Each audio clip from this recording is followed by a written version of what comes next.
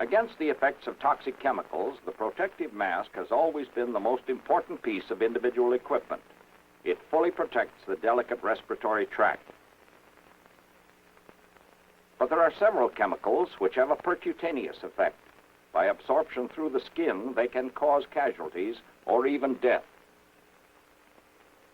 Nerve agents are so toxic that a very small amount of the liquid in contact with the skin can have a casualty effect. For these, the protective mask alone is not sufficient.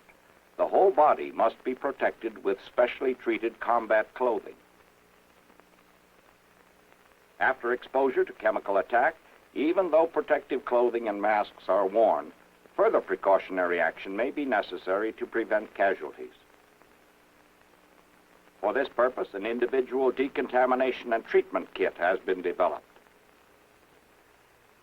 A dusting bag contains a decontaminating chemical and also a small capsule of agent-indicating dye. By crushing and kneading, the capsule is broken and the dye indicator is intimately mixed with the dusting powder.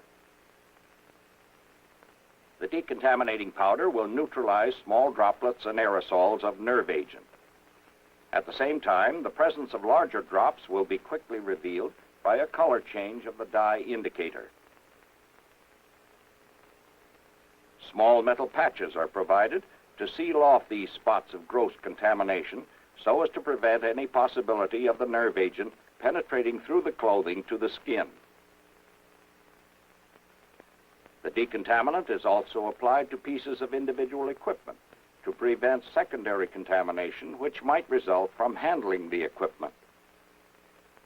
Blotting cloths are provided for removing any of the liquid agent which may have splashed on the skin. The affected skin area is then swabbed with a small bag of decontaminating material which has been moistened with water. This individual decontamination and treatment kit is effective in neutralizing mustard as well as the nerve agents. No change has been made in the method of impregnating outer garments of protective clothing, but the protective underwear has been vastly improved over the World War II type, which was uncomfortable to wear and often caused skin irritation.